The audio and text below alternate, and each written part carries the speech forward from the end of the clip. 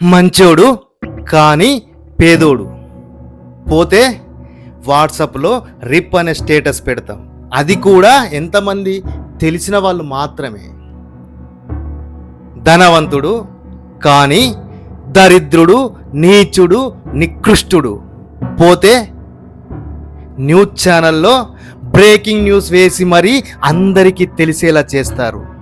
తప్పు చేశాడు కానీ ధనవంతుడు, విటమిన్ మనీతో న్యాయాన్ని కొనేస్తాడు. పేదోడు చిన్న తప్పు చేస్తే దొంగ అంటారు, కానీ ధనవంతుడు కోట్లు దోచుకుంటే దాన్ని స్కామ్ అంటారు. ఈ సమాజానికి నీ మంచితనంతో పని లేదు. విటమిన్ మనీ నీ బ్యాంక్ బ్యాలెన్స్ మాత్రమే కనిపించాలి. కనిపించలేదు అంటే నీ న్యాయం అన్యాయం అవుతుంది, నీ ధర్మం అధర్మం అవుతుంది, నీ నిజం అబద్ధం అవుతుంది.